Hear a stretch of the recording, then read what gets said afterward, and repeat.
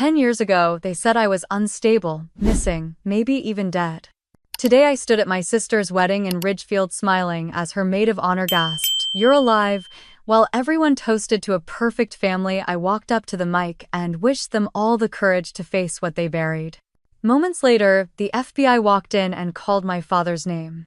As they cuffed him mid-ceremony, he screamed, "This is your fault." I simply said, "Number, the truth did. If you've ever been erased by the people meant to protect you, stay with me. I'm Caroline Whitman, and this is how I came back from the dead with the law on my side." I hadn't planned on walking through those doors. Not really. For weeks, I told myself I'd delete the email, ignore the photos that leaked online, pretend I hadn't seen the wedding registry under her name. But I came. And when the mahogany doors to the Ridgefield Country Club ballroom opened, every molecule of air seemed to pause. People turned. Not everyone. Just a few at first. A woman near the back blinked hard like her mind refused what her eyes were telling her. A man whispered something to his wife, her gaze following mine like a slow tide. I held my breath and took another step forward. The chandeliers were warm and golden, casting soft halos over tables dressed in cream linens and blush florals. The string quartet was finishing a version of Canon in D. Everything looked picture perfect. Except it wasn't. I spotted her before she saw me. Sienna. My little sister.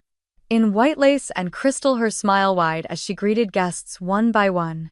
Her hair pulled into a low bun just like Mom used to wear. She hadn't changed much. Just polished. Carefully arranged. Like a life staged for someone else's camera. I hadn't said her name out loud in 10 years. Then I felt a hand touch my arm. I turned. Claire. I hadn't seen her since college, maid of honor sash across her shoulder. Her mouth parted as if she were about to say my name, but no sound came. Instead, a breathless whisper escaped. "You're alive." Her words weren't loud, but they sliced through the room like glass. I didn't answer. I just gave her a small nod. Her hand dropped from my arm slowly like it had forgotten what it was doing there. More eyes turned. I could feel it ripple outward. Tables of cousins, distant relatives, colleagues, maybe. Whispers rising like smoke. I walked further into the room, each step steady, measured, defiant in its quiet. The heels I wore were second-hand, but they made the right sound on the marble floor. I caught Mom's gaze. She looked directly at me and froze mid-laugh. Her wineglass tilted slightly. Dad was a few feet behind her, caught in conversation with someone who now stared past him. They hadn't expected this. Of course they hadn't. According to them, I had vanished. According to them, I had been too fragile, too unstable, too ungrateful. According to them, I no longer existed. I moved closer to the center of the room where the ceremony would begin in just minutes. There was a faint floral scent in the air like roses and something citrusy. I hadn't smelled anything like that in years. Then it happened. Sienna turned. She was holding a bouquet, laughing at something the groom whispered in her ear. Her eyes swept across the guests casually until they landed on me. She stopped. Her mouth opened. Her body stilled, bouquet lowering slightly. Our eyes locked. I hadn't meant to look like a ghost. I wore navy, not black. My hair was down, makeup soft, but her expression, shock, disbelief, fear, even told me that to her I might as well have risen from the ground. A murmur swept across the front row. The officiant glanced from Sienna to me, confused. Her fiancé reached for her hand, but she didn't move. My heart thudded once hard, but I stood still. I watched her chest rise as if she couldn't quite catch her breath. Then she took a step back. It was subtle. A single step. But I saw it.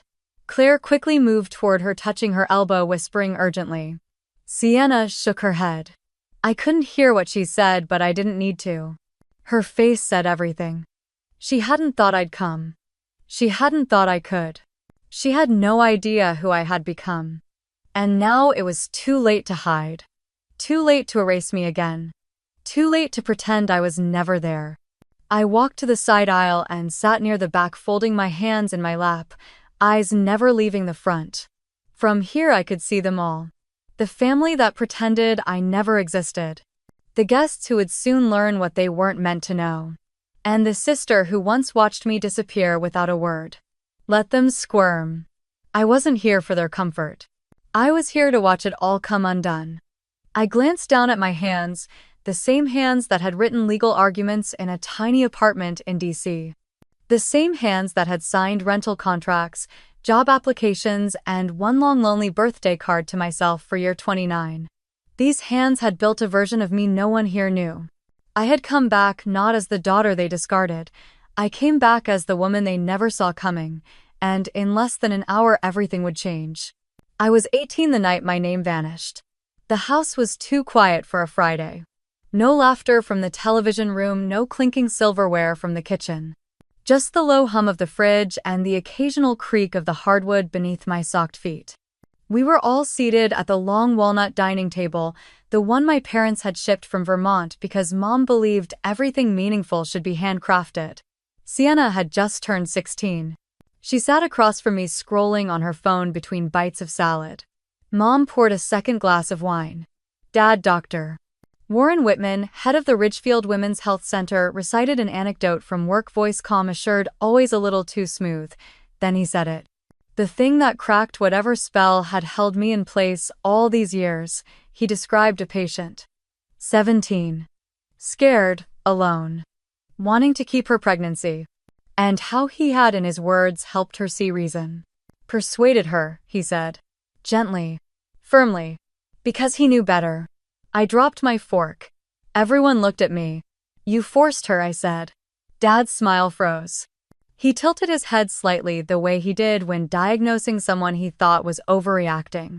I didn't force anyone, he said. She told the nurse she cried through the whole thing. That she begged to leave. I read the intake notes. You pushed her. His face changed then. Not anger at first. Control. Cold, polished control. That's confidential. You went through private files. I was interning at the clinic. I'd been curious. I wanted to understand why so many girls came out of his office looking hollow. Now I knew. I thought Mom would step in. That she'd say something, anything, but she just looked down, slicing her salmon into small, perfect pieces. You don't know what you're talking about, Caroline, she said quietly. Sienna was still on her phone. Barely paying attention. As if none of this had weight. As if I hadn't just accused our father of medical coercion at the dinner table. Dad stood up. Slowly. He didn't yell. He didn't have to. If you're going to make baseless accusations against your own family, you don't belong at this table. My mouth went dry. You're really going to pretend nothing happened? That it's fine, he pointed toward the hallway. Go to your room. I didn't move. He stepped closer, then get out. I thought it was just a threat. That Mom would stop him, or Sienna would say something, or this was one of those awful moments that passed and faded like a bruise. But no one said a word. So I packed. 2 trash bags, a duffel. I took my phone, a charger, $200 from a savings account I'd barely touched. I didn't cry. I didn't scream. I just walked out the front door of the Whitman house and down the driveway into the cold April night. It wasn't until 2 weeks later that I realized how deep the erasure would go. My number was blocked. Emails bounced. Friends from high school stopped replying. One day I went to the pharmacy to refill my asthma prescription. The clerk said my insurance was no longer active. I called the provider. They said I was removed from the family plan. No explanation. A few months later I applied for college housing. They asked for emergency contacts. I wrote down my best friend's mother. I didn't even try to write down Mom or Dad. It got stranger. A former neighbor told me my parents had said I'd had a breakdown. That I'd been taken to a facility, that I'd run away during treatment. Someone else mentioned a rumor that I had moved to Europe and cut all ties. Another said I had been hospitalized and lost touch with reality. And no one, not a single person from my past, reached out to ask me directly. It was like I had died. Except I was alive. I rented a studio in Bridgeport with water stains on the ceiling and a sink that gurgled every night. I worked at a diner. I cleaned rooms at a motel. I saved what I could and applied for every scholarship that didn't require parental tax returns. I got into community college. then transferred to a university in DC. Law school came later.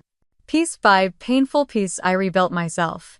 And all the while the Whitmans lived their glossy, edited lives. Sienna Maid valedictorian. Mom ran charity luncheons. Dad kept his medical license. I kept receipts. Every rumor. Every lie. Every contact I quietly traced. Claire, Uncle Neil. A nurse from the clinic. Even a former patient who sent me a handwritten letter thanking me for trying to speak up. I didn't plan revenge. Not at first, I just wanted to survive. But when I heard about the wedding, something shifted. 10 years. 10 years of pretending I never existed. Of telling people I was crazy, lost, unstable. Of erasing me so thoroughly that even Claire, who once braided my hair at sleepovers, looked at me today like she'd seen a ghost. And maybe I was one. Not the kind that haunts, the kind that returns. A woman in a navy dress. Sitting at the back of the room. Watching it all. Remembering. Waiting. Let them say what they want. I knew the truth, and soon they would too. I woke up at 5 a.m. to the sound of a garbage truck outside my window. The room was barely larger than a closet and smelled faintly of mildew, but it was mine. I slid off the futon and pulled on my uniform. The diner opened at 6, and if I was late, Hank would dock my pay again. The first few months after I left Ridgefield were a blur of hunger and concrete floors. I slept behind a church, at first tucked into the back lot where nobody saw me. One night it rained so hard the cardboard I used for insulation disintegrated under my back. I remember thinking, this is how people freeze to death. I was 17 and didn't own a coat. A priest named Father Andrew found me there 2 days later. He didn't ask questions, just offered a spare cot in the church basement and a warm meal. He also gave me a pamphlet for the local library's adult education program. The library saved me. It was warm, quiet, and nobody cared that I hadn't brushed my hair. I signed up for GED prep and studied every night after work. I read textbooks until my eyes stung. I learned how to type and practiced essays on old desktop computers with sticky keys. When the librarian Mrs. Downey saw my test scores, she said I should think bigger. She helped me apply to state universities and even paid the postage. By the spring of the following year, I got a letter that made me sob. In the middle of the bus stop, I'd been accepted to the University of Vermont with a partial scholarship. I took it without hesitation. I had nothing to lose. College was hard. I still worked weekends and took on campus jobs restocking the dining hall. I didn't talk much. I was the girl who sat in the back, hair pulled tight, scribbling every word the professor said. I didn't go to parties. I didn't drink. I couldn't afford distractions. What I could afford, though, was a dream. In my second year, I transferred to Georgetown after winning a writing competition about ethics in medicine. The essay was about my father, though I never mentioned his name. I wrote about a patient's right to informed consent, about the silence of power and the bravery it took to speak against it. That essay got me a full scholarship. I arrived in Washington, D.C. with one duffel bag and a heart full of panic. But it was there I met Claire. She sat next to me in constitutional law and whispered a snarky comment about the professor's obsession with John Locke. I tried not to smile, but she caught me. "You're too serious," she said after class. "You look like you read legal code for fun." "I do," I replied. She laughed like that was the most charming thing she'd ever heard. Claire was the first person I told about my past. Not all of it. Not yet. But enough for her to know I wasn't just some overachiever from Vermont. She didn't flinch. She brought me cupcakes on my birthday and dragged me to a movie theater for the first time in years. For the first time since I was thrown out, I felt like a person again. It was during finals week of our second year that I saw the headline. Prominent OB/GYN accused of coercion in patient lawsuit. I froze. The article named Dr. Warren Whitman of Ridgefield Medical Associates, my father. The plaintiff, a woman in her early 20s, claimed she had been misled into a surgical abortion she didn't want. That she had never given full consent. That she'd been rushed and pressured. That the doctor never informed her of alternatives. My stomach turned. Claire leaned over. "What's wrong?" I closed the laptop. "Just a bad memory." But it wasn't just a memory, it was real. It was happening again. Someone else had found the courage to speak. And now the whole world might listen. I didn't sleep that night. I kept thinking about the look in my father's eyes the night he called me delusional. The way my mother refused to look at me as I packed my things. The way Sienna cried but never said a word. If this woman went forward with the case, there would be hearings, depositions, discovery, records, evidence. I had kept quiet for 10 years. But maybe it was time to open the file I never thought I'd touch again. In the bottom of my bag was a flash drive. I had copied it years ago, back when I still had access to the home computer in my father's study. It contained patient logs, appointment summaries, audio memos he had dictated. I didn't know what all of it meant. But now maybe I could figure it out. Claire walked in as I stared at the screen. "What are you doing?" I turned the laptop toward her, reading up on old sins. She sat beside me, her expression sober. "You don't have to do this alone." I didn't say thank you, but I didn't close the file either. The next day I emailed a professor from medical ethics. I told her I wanted to do an independent study on malpractice litigation. I didn't say why, but I think she knew. I was no longer the girl in the church basement. I was a law student with access to the truth. And this time I wouldn't be shut down with a scream across the dinner table. I was ready to dig. And I knew exactly where to start. I started with the name I hadn't spoken in years. Dr. Warren Whitman. My father. I typed it into the medical board's disciplinary database late at night in my shared apartment in Queens. Nothing came up. No suspensions, no malpractice rulings. No public complaints. Clean as a whistle.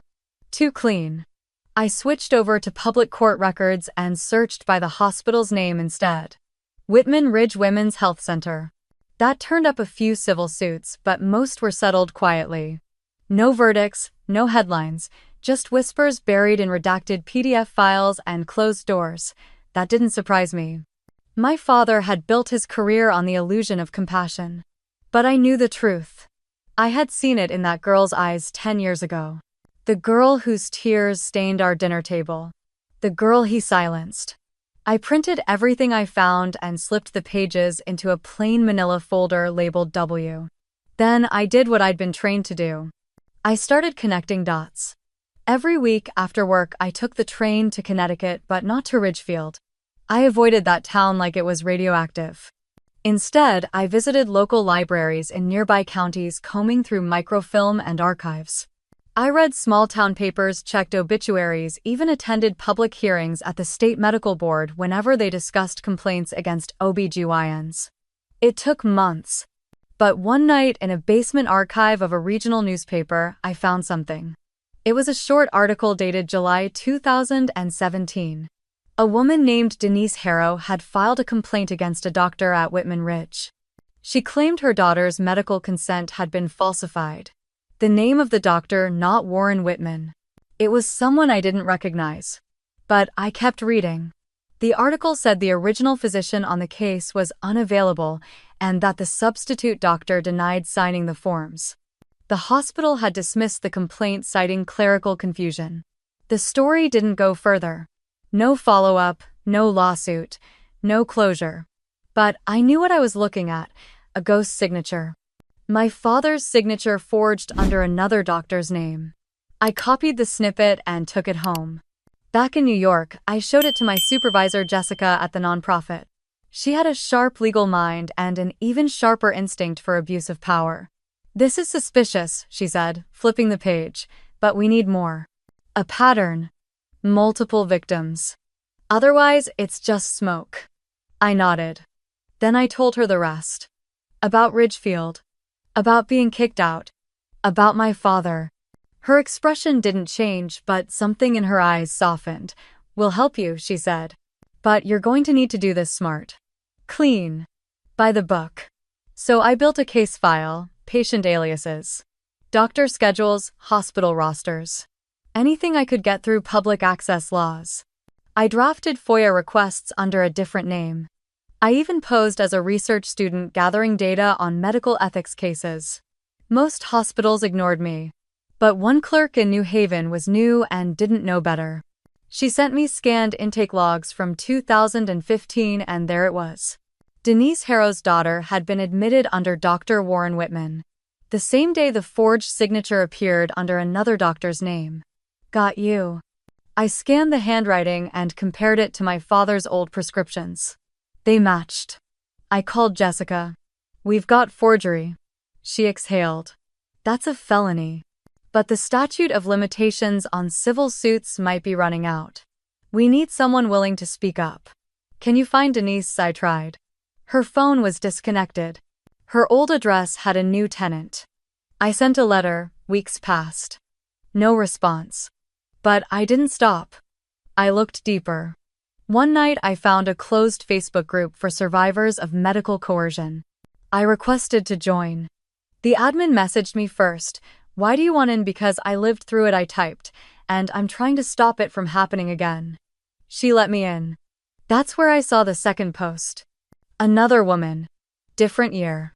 Same hospital, same story. And this one, she named the doctor. Warren Whitman. She said she'd tried to sue but was told the medical record didn't support her claim. Her chart had been lost. She had no proof. But I did. I messaged her. Told her I was a lawyer. That I believed her. That she wasn't alone. She agreed to meet. We sat at a diner in Bridgeport on a cold Sunday morning. Her name was Camille. She was 27 now, but she had been just 19 when it happened. I told her what I found. Showed her the signatures. Her hands trembled.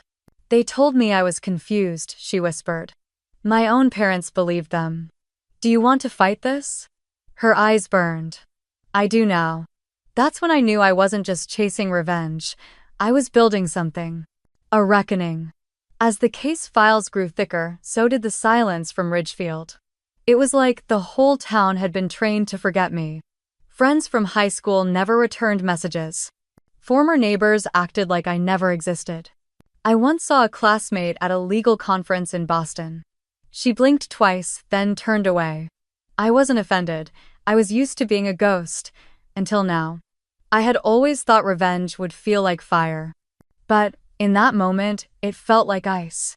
Controlled, sharp, unstoppable. And I wasn't done yet. I met Linda Calderon on a gray Tuesday in late October. She walked into our office in Queens, holding a file folder to her chest like it was a lifeline. Her eyes were hollow, like someone had emptied them out and forgotten to fill them again. She was 35, a waitress at a small diner in Yonkers, and had gotten pregnant with her first child earlier that year. Everything had been fine until her second trimester. That's when she'd been referred to a prestigious women's health facility in Stamford. I knew the place immediately. Whitmore Medical Center. My father's name was still listed on their website under Senior Ethics Advisor. Linda had been pressured into taking a medication she didn't understand. When she hesitated, a doctor told her it was standard procedure and implied her refusal might endanger her baby. Days later, she miscarried. No clear reason.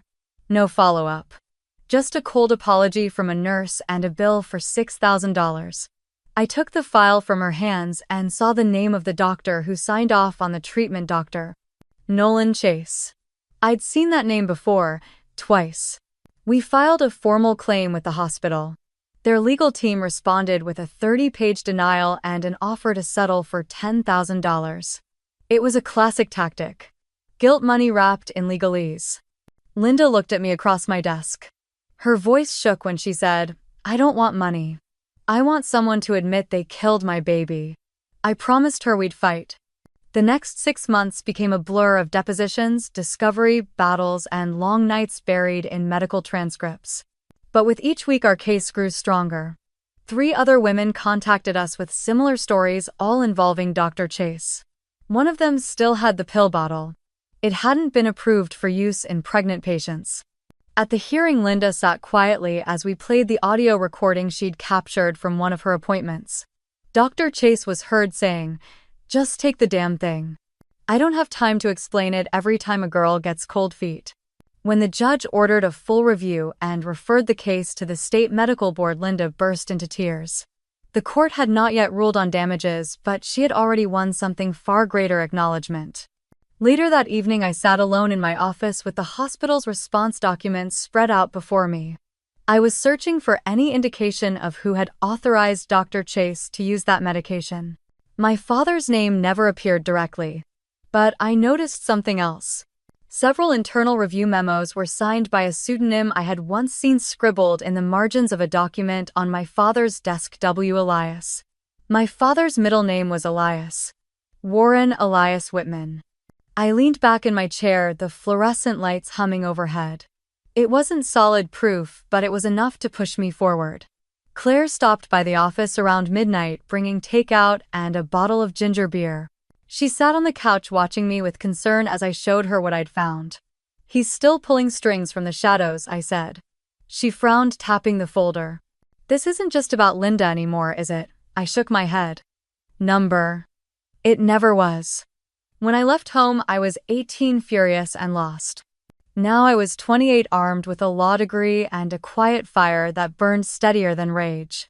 The past 10 years had been an excavation of everything they buried me under.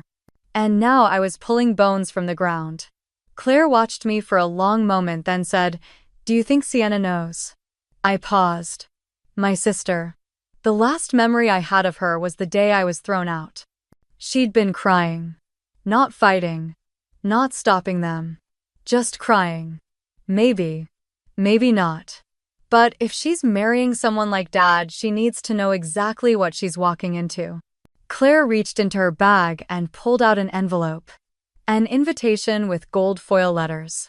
Sienna Whitman and Tyler Brennan. The 14th of June, Ridgefield Country Estate. It was happening. And for some reason Claire had been invited. She hesitated, then asked, "Are you thinking what I think you're thinking?" I smiled, tired and cold. "I think I need a dress."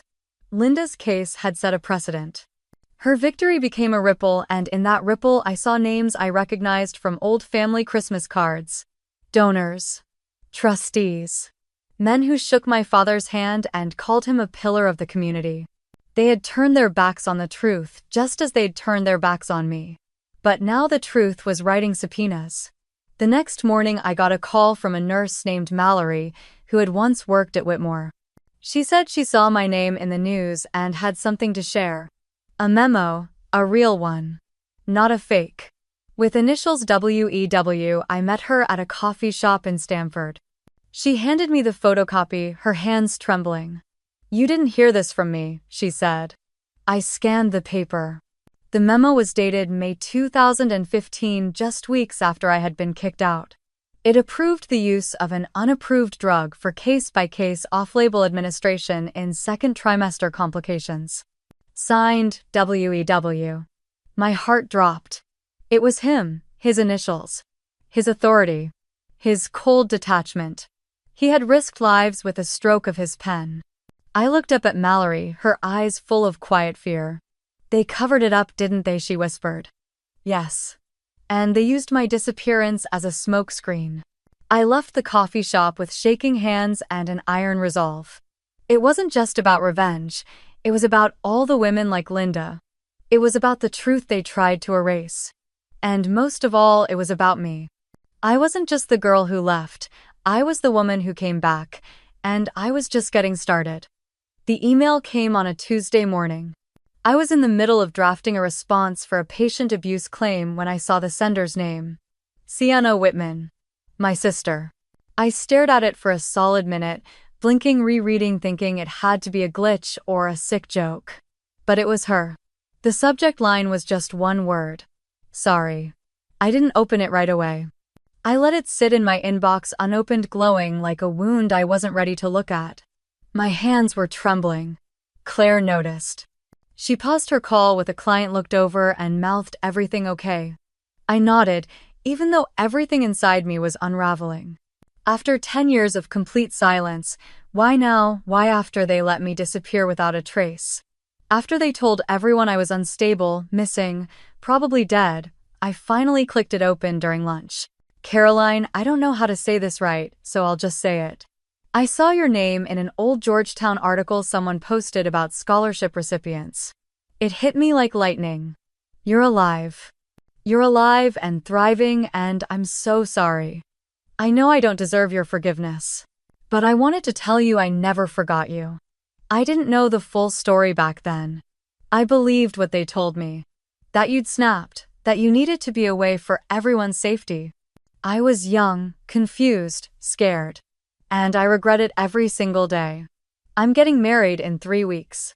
His name is Darren. He's kind and patient and nothing like the men Dad tried to set me up with. I don't expect you to come, but I'd like to invite you. I'd like to make this right, even a little. Love, Sienna. I read it 3 times. Then a 4th.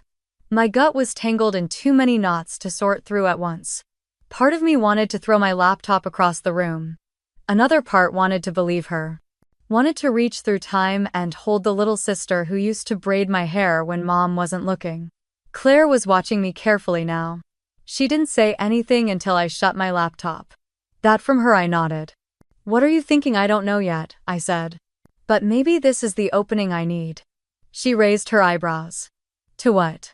To finish what I started. I didn't respond to Sienna right away. I forwarded the email to my work address, flagged it. Then I called Marcus, one of the investigators we worked with for medical malpractice cases. I need you to dig into something. Personal this time. Whatcha got Warren Whitman. Former OBGYN had consulting privileges at Danbury Regional for over 2 decades. I need every scrap of dirt. Allegations, settlements, off-the-record complaints.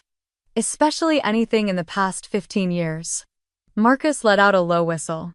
You sure? I'm positive. He didn't ask why. Marcus never asked why. That was what made him good. I replied to Sienna's email 2 days later. Sienna, I got your message. I appreciate you reaching out. I'll think about coming. Caroline, that was it. No warmth. No forgiveness. But it was enough. The next week, Marcus sent me a secure file transfer. The folder was thicker than I expected. It included reports from nurses who'd left Danbury citing moral concerns, 3 anonymous complaints to the state board, and 1 handwritten letter from a woman in her 50s who claimed Dr. Whitman forged her signature on a late-term termination document. But what stopped me cold was the attachment marked federal. It was a copy of a subpoena. The Department of Justice had opened a quiet inquiry into a cluster of suspicious terminations linked to a now-defunct women's clinic. Guess who'd been a paid consultant for over 6 years? My father. The subpoena was dated 7 months ago. It had flown completely under the radar. I sat back in my chair, my pulse thudding in my ears. This wasn't just about ethics anymore. This was criminal. And if I played this right, walking into that wedding wasn't just a statement. It could be the first step in dismantling everything they built on lies. I pulled out my planner, flipped to the wedding date. 3 weeks. I had 3 weeks to prepare. To get the evidence straight. To gather witnesses. And to make sure the day my sister said I do would be the day our father said goodbye to the life he stole. Claire knocked lightly on my office door. You okay? I nodded slowly. I think I'm going to the wedding. Claire blinked. Seriously? Yeah. She waited, then smiled just a little. You're not going for the cake, are you? Not unless it's served with justice on the side. She laughed. I didn't. Later that night, I stared at the ceiling of my tiny Brooklyn apartment and thought about the last time I'd seen my sister. Her face pale as I was dragged out of the house, her voice silent. Her eyes full of something like guilt or maybe just fear. I whispered into the dark. You wanted me gone, but I'm coming back, not as the ghost you buried, but as the storm you never saw coming. And with that, I opened my laptop, drafted a fresh case memo, and started outlining the argument that could destroy a man's career and redeem everything they stole from me. I stepped off the train at Ridgefield Station just after noon. The sky was overcast, as if the town itself had gone dull in my absence. I clutched my coat tighter around me, not because of the chill, but because of the weight of returning to a place that had spent a decade pretending I no longer existed. Walking past the small cafe on Birch Avenue, I caught a glimpse of Mrs. Elkins, our old neighbor, through the window. Her spoon froze midair. Our eyes locked for a second too long before she dropped her gaze and stirred her tea as if nothing had happened. No smile, no recognition. Just silence. As if she had seen a ghost. I passed by the grocery store where I once begged my mom for bubblegum and where Sienna and I used to buy ice cream after school. Two clerks stood outside chatting. One of them glanced at me, nudged the other. The second one looked over, squinted. Their conversation faded into a hush. It was the same block. The same buildings. The same people. But I had become invisible. The Whitman family estate hadn't changed much. The hedges were still perfectly trimmed, the lawn looked professionally maintained, and the front porch was decorated with white lilies and satin ribbons. A sign near the driveway read, "Welcome to the Whitman Rose Wedding Weekend," in calligraphy. I stood on the sidewalk for a full minute before walking up the path. The front door was already open. Laughter and clinking glasses spilled out into the front yard. I stepped inside. No one turned. No one gasped this time. But there was a subtle shifting of air. A tremble in energy. The kind that comes when a ripple appears in a perfectly still pond. I found the guest room assigned to me in the far west wing of the house. It had been hastily cleaned. No flowers. No welcome card. A lone towel folded at the foot of the bed like I was a last-minute obligation. I unpacked my bag slowly, methodically, letting each motion remind me of why I was here. Downstairs, the rehearsal dinner prep had already begun. Servers dressed in black buzzed through the kitchen, and a florist was shouting about a missing arrangement. I moved through the noise like a shadow. No one asked who I was. No one greeted me. I saw my mother near the dining room, giving orders with a champagne flute in her hand. She looked radiant. Not a day older than I remembered. And not a glance in my direction. She brushed past me, calling for someone named Vanessa, and didn't flinch when our shoulders nearly touched. The sting of her silence burned hotter than any insult. Sienna floated into the room wearing a pale gold robe, her hair in loose curls. She looked like a painting. Her voice carried laughter, compliments, the effortless charm she'd always wielded. When our eyes met across the room, her face didn't change. Not a flicker. Not a crack. She turned away. I almost laughed. They had all mastered the art of forgetting me. Even with me right in front of them.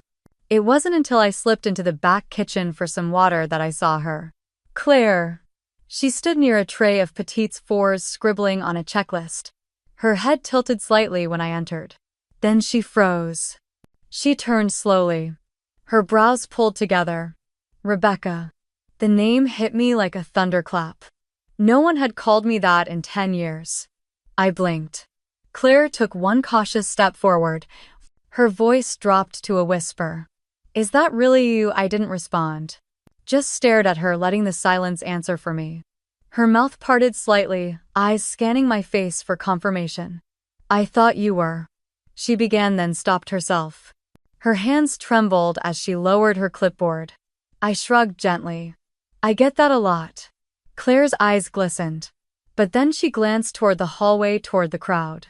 She stepped back, lowering her voice again. "Do they know?" I tilted my head. "That depends on what you mean by they and no." Her throat bobbed. She looked down, then back at me. "You shouldn't be here. It's not safe." "Safe for who?" She didn't answer. I stepped closer, keeping my tone even. "Do you still believe in right and wrong, Claire?" Her face twisted into something unreadable. The corners of her mouth tightened. She didn't reply. I walked away before she could say anything else. Later that evening, as I stood at the edge of the patio where fairy lights hung from every tree, I watched the family swirl around me like I was nothing more than fog. Their laughter echoed their champagne, flowed, their toasts soared. They thought the past was buried. But ghosts don't stay buried. And I had come home to haunt. People say ghosts don't make noise. But that's not true. I could feel every stiletto heel click against the marble floor as I walked into the Ridgefield Grand Hall, like I had every right to be there. Because I did. My heels echoed like a countdown. 1, 2, 3. I passed the floral arch where Sienna would say her vows in an hour.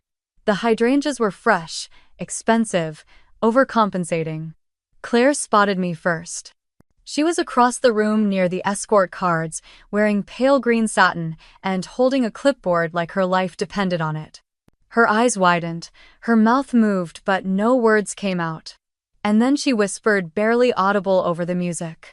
Rebecca. That name. No one had said it in years. I didn't stop walking. I gave her the smallest nod, just enough to let her know she wasn't imagining me. At the far end of the ballroom, a quartet played a string arrangement of something trendy. Guests sipped champagne and posted selfies under a sign that read, "Forever starts today." I didn't belong in that world, not anymore. But I didn't need to belong, I just needed to be seen. And I was. A few heads turned, but people quickly looked away. Ridgefield had a code: never stare too long at anything you can't explain. Claire didn't look away. She followed me. I stepped outside to the garden terrace where the breeze smelled like rosemary and wealth. I didn't hear her footsteps, but I felt her presence before she spoke. How, she asked behind me. How are you even here? I turned slowly. Her face had changed since Georgetown. A little more contour, a little less innocence, but the warmth was still there under the shock. I never died, Claire, I said quietly. They just made it easier for everyone to believe I had. Her lips parted. You were 18. Your father said. I know what he said. I looked out toward the field where white folding chairs formed two neat rows facing the altar. My mother was directing florists, oblivious.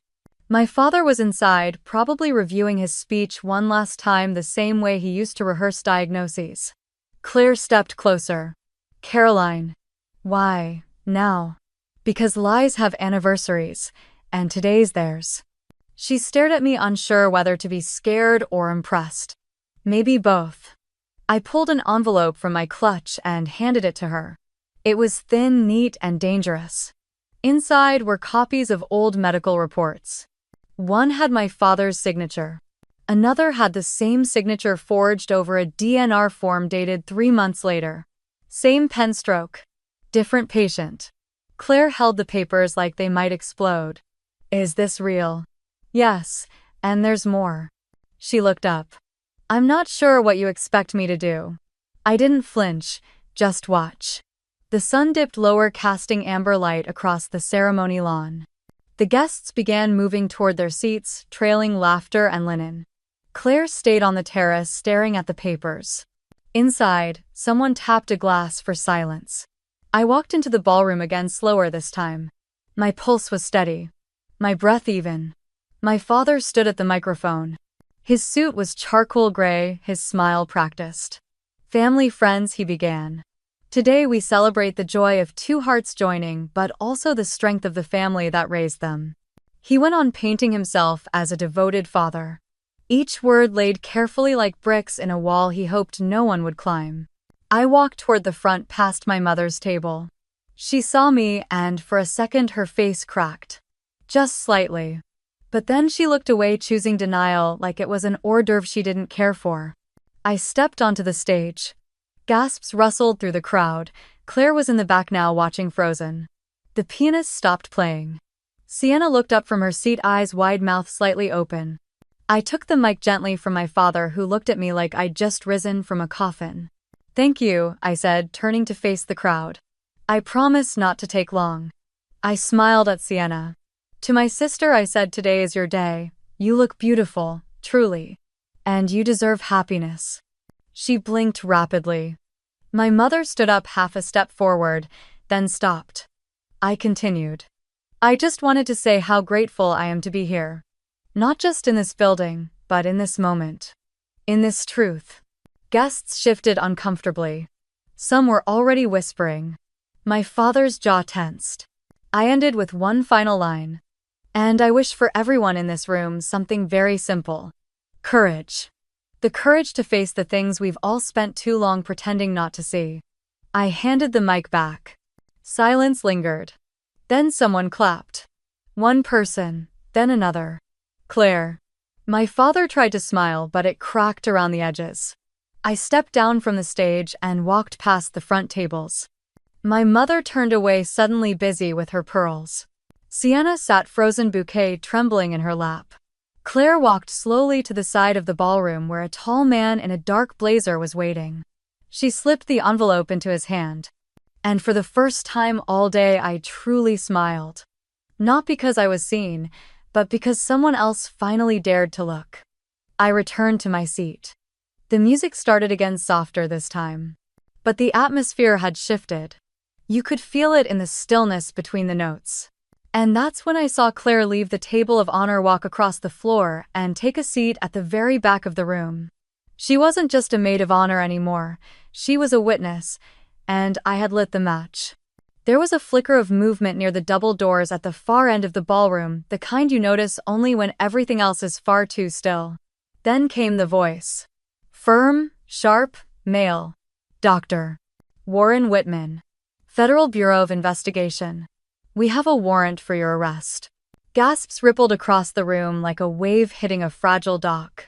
Wine glasses rattled, forks clattered against porcelain. The string quartet stopped mid-note, a dissonant screech of strings in the stunned silence. I stood at the edge of the stage, eyes locked on my father as two agents in dark suits moved down the aisle with practiced precision. Their jackets parted just enough for the glint of badges and holstered weapons to flash. He froze. For a second I almost believed he'd faint. His hands, those hands that had once cradled my baby sister and signed off on untold numbers of medical charts, hovered midair in disbelief. Then came the outburst. This is a mistake. There has to be some mistake. Agent Chen, calm and unreadable, stepped forward and read aloud from the warrant. Charges included obstruction of justice, conspiracy, falsification of medical records, and criminal coercion under federal health law. Every word felt like a cold nail driven into the coffin he had hammered shut around me a decade ago. Vivian collapsed into the nearest chair, pale as the table linens. Her hand clutched her chest like she was trying to keep her composure from spilling out in front of their precious guests. Sienna didn't move. She just stood there, bridal bouquet trembling in her hands, her face a porcelain mask of horror. Her groom looked around, clearly unsure whether to run or comfort her or pretend this wasn't happening. And I didn't blink. Dr. Warren Whitman. You are being taken into federal custody, Agent Chen repeated, his voice unwavering. The room erupted. People stood, whispered, scrambled for their phones. Some pressed back against the walls like the wedding was under siege. One guest filmed it all, phone raised in a trembling hand, no doubt already posting it to whatever platform would get them the most views.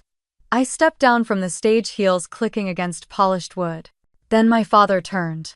His face was red, veins bulging in his neck, jaw tight like he was chewing every ounce of rage he'd spent a lifetime hiding. This is your fault, all of this. He roared across the ballroom, voice cracking. You did this. I didn't flinch. I met his eyes, steady and calm. The truth did. The room went so quiet I could hear the whir of the overhead fans. Even the agents paused, surprised maybe, or perhaps just noting the crack in his carefully crafted image. He lunged toward me, or tried to. But the agents had him firmly by both arms before he could take more than one step. His cufflinks clattered to the floor as he struggled, and I watched one spin beneath the table where Sienna stood frozen. Get her out of here, he screamed at no one. She's sick, delusional. The irony nearly made me laugh. Instead, I just took a breath and stepped back, giving the agent space to escort him through the same aisle he had walked down for every gala, fundraiser, and charity dinner he had hosted in Ridgefield's most prestigious circles. As he passed, I saw it, the confusion, the fear. But no remorse. I turned to the guests. If anyone had hoped this would end quietly, their hopes died in that moment. I saw Aunt Lydia pressing her hand to her lips. I saw Mr. Garrison, my father's golfing buddy, sink low in his seat like he could vanish into the tablecloth. And I saw Claire.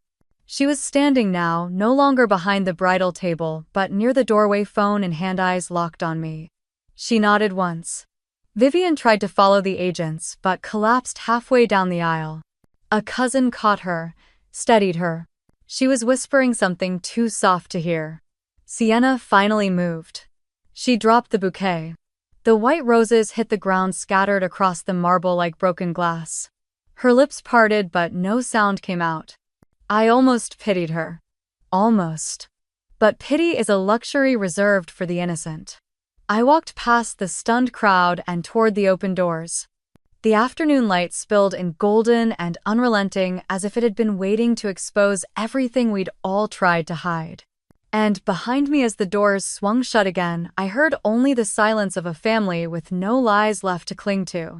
The hotel bar was nearly empty except for a young couple whispering in a corner booth and a bartender drying glasses beneath the muted hum of a baseball game on television.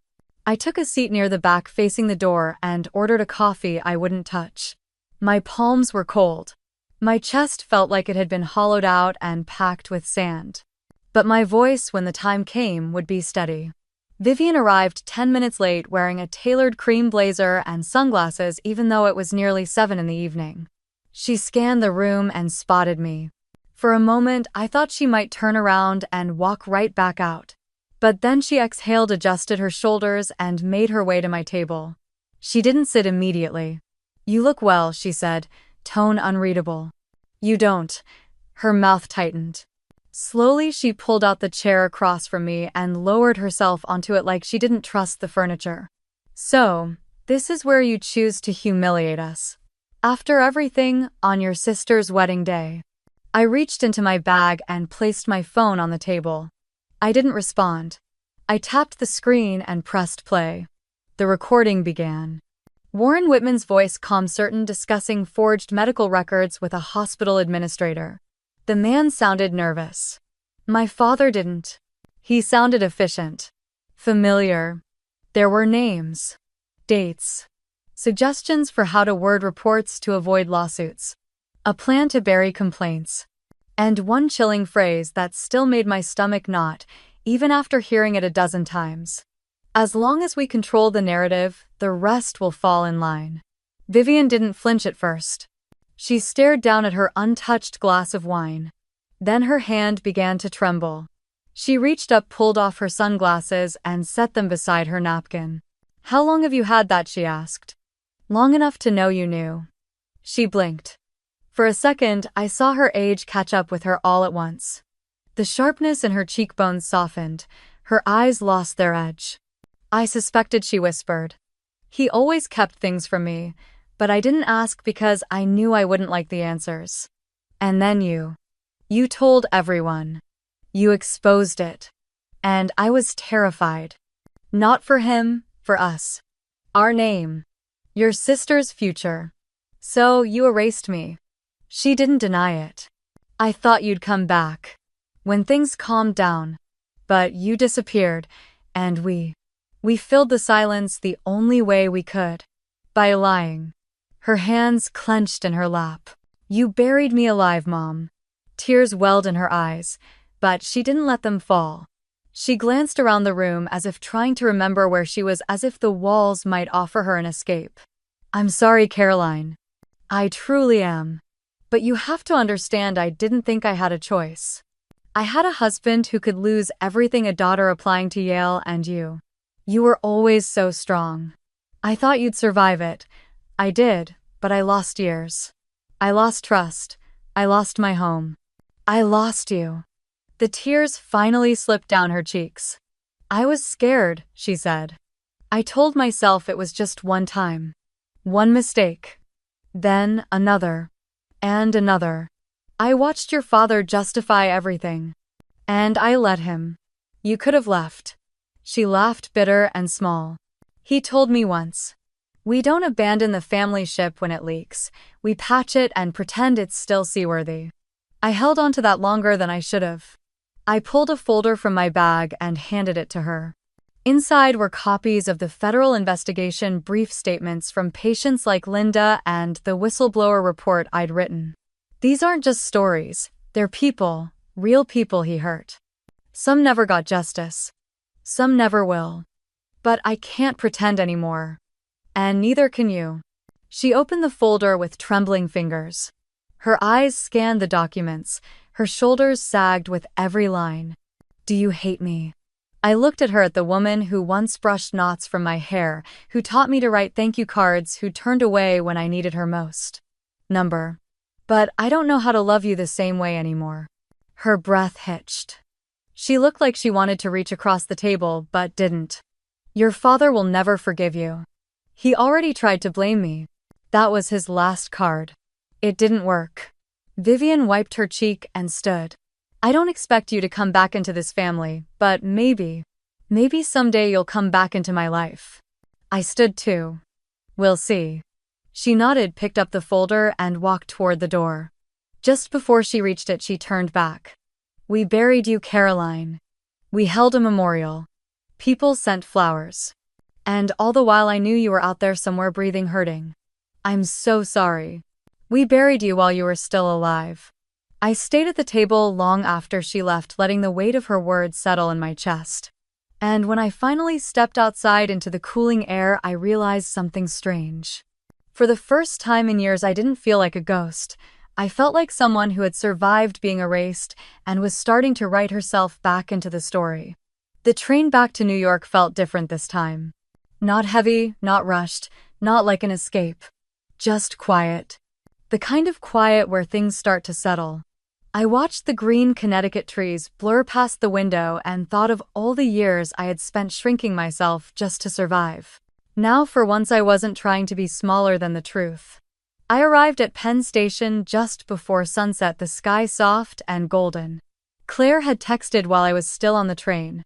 Thank you for not staying gone. That was all it said. But I read it 3 times.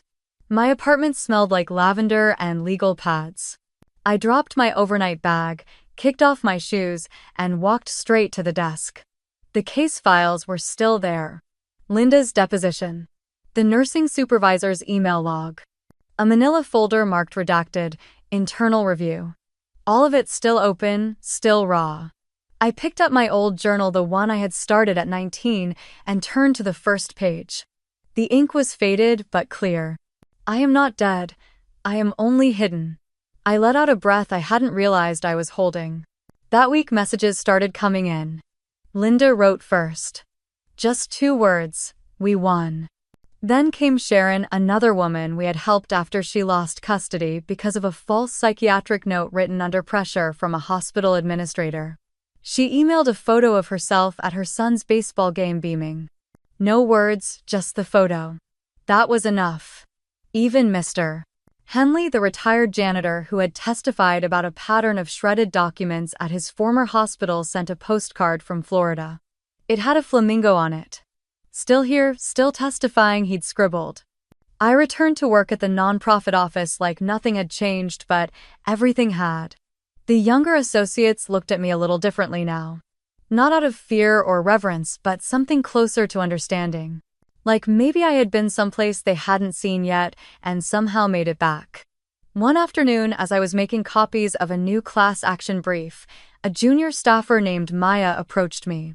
She hovered awkwardly near the copier, then asked almost in a whisper, "Was it true? The doctor they arrested. He was your father?" I didn't flinch. Not anymore. I looked at her and smiled softly. Biologically, yes. But the person who raised me, taught me how to survive, how to fight, that was me. She blinked, nodded slowly, and walked away like someone who had just learned something useful, not just about me, but about the world. Later that evening, I sat on my fire escape with a glass of tea and listened to the city hum beneath me. Cars, sirens, laughter, a dog barking 2 floors down. All of it felt like life. And for the first time in a decade, I felt like I was allowed to be part of it. I thought about Ridgefield, about Vivian, about her face when I pressed play on that recording. How her spine seemed to collapse from the inside. She had known. Of course she had known. But hearing it, that was different. That made it undeniable. That made it real. Her words still echoed. We buried you while you were still alive. And her voice cracked when she said, I'm sorry, but the truth was I didn't need her apology. Not really. What I had needed was what she never gave me. Acknowledgement. And now I had that too. A week after the wedding, Claire emailed me a copy of her letter to the federal task force. She had detailed what she had witnessed over the years, including the times Warren had silenced hospital staff during board meetings, the unrecorded patient complaints, and the quiet settlements paid out through a legal shell fund. She closed the letter with a single line that made me sit very still. I do not know what forgiveness looks like, but I do know what truth sounds like now. And it sounds like her. I didn't reply right away. I didn't know what to say. Sometimes silence is the most honest thing we can give each other. I returned to the clinic 2 days later. Linda was there helping with intake forms. She smiled when she saw me and pulled me into a hug. A real one. The kind that says you've both seen the edge and come back with stories. I heard he's not getting bail, she said as we sorted folders. Not likely, I replied.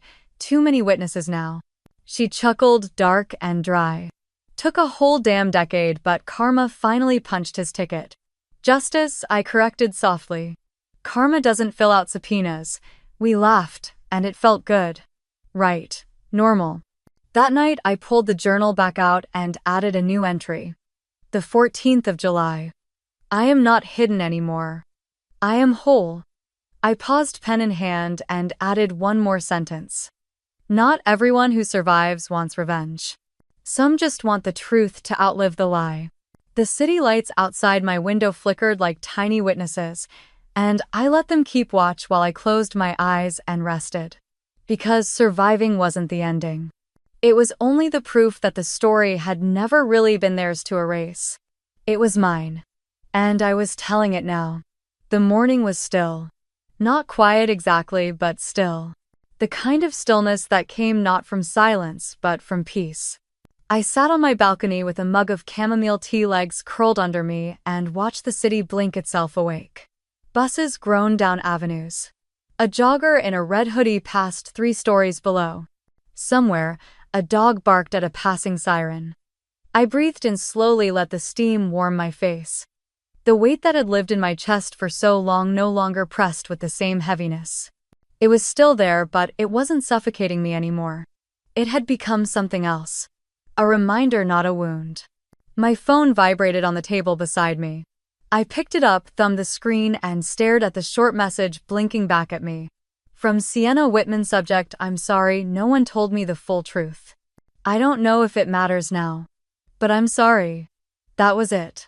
No punctuation, no explanation. Just a string of fragile words like a paper crane sent across a storm. I didn't reply. Not because I hated her. Not anymore. I just didn't need anything from her. And maybe that was the clearest sign I had moved on. I let the phone fall face down on the table untouched. Inside my desk was a chaos of folders and sticky notes. I had started organizing the expansion case for the federal lawsuit. 23 new plaintiffs had come forward. Their stories were different, but the through line was painfully familiar.